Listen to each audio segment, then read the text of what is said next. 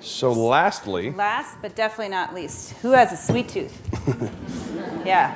I mean, that's probably one of the biggest questions I get as a nutritionist is, how do you curve the sweet tooth? And I'm like, if there was a magic wand, I would be waving it on myself every day.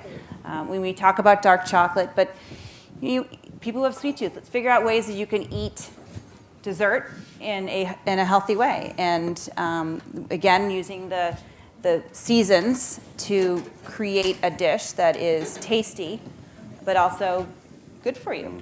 And we use rhubarb because that's right in season now, but you could use really any fruit. And we're coming into strawberries and blueberries and raspberries. And it's definitely hardcore rhubarb season right now. I'm a New Englander.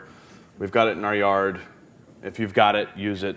A lot of people have it and they curse it, but a little bit of sugar, and again, a little squeeze of lemon juice, and it's a pretty delicious and if you're worried about using, I know this recipe does call for some sugar, and if that's something that you're really trying to watch out for is not having too much added sugar. The rhubarb, because it is so tart without the added sugar, again, as I said, you can use strawberries or blueberries or raspberries where you really don't need the added sugar.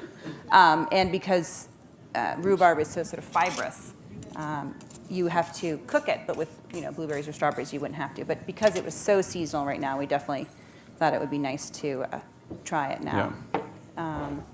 And it's so easy. You just again, you're having a party and you want to have people over and you want something that you could present, and it's easy to make and you can do it ahead of time. Yeah. This is a dish that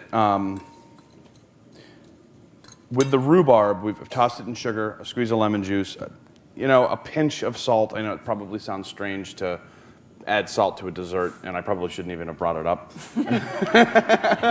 but I did, so sorry. A little teeny bit of salt in something that's sweet, again, brings out that Be sweetness. Nice. I know, sorry. So, never mind.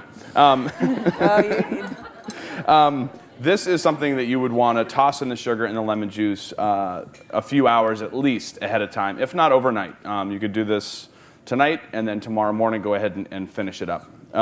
What the sugar is going to do is kind of draw out the flavors, or rather, draw out the juices of the fruit.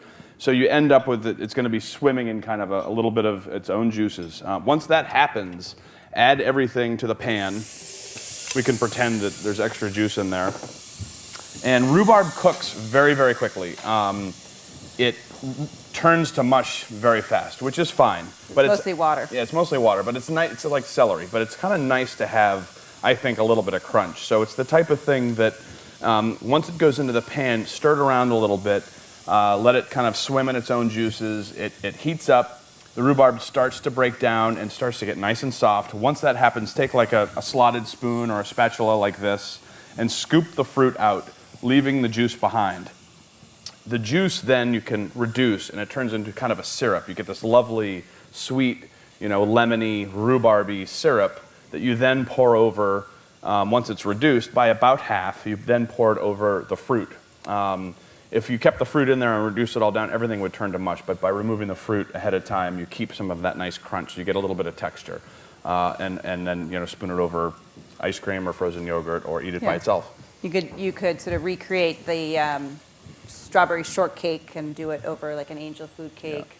Yeah. And that's the nice thing about berries too. You don't have to cook it. You can just, as we probably all know, you just toss the berries and let it sit for a little bit, and then you basically have a berry sauce. So yeah, so that's the great thing about we talked about in the beginning. Sort of the take-home message would be lots of fruits and vegetables. So you can create a dessert with lots of fruits and vegetables, high in vitamin C and vitamin A, good source of fiber, low in calories, natural sugars. They're better for you. But you can really put them in your breakfast and then also have them for your dessert. So think about ways that you can over frozen yogurt, over regular yogurt, putting them over, as I said, like an angel food cake or something that, like a lower fat cake. So these are three really, I think, hopefully pretty straightforward recipes, and hopefully fairly healthy. And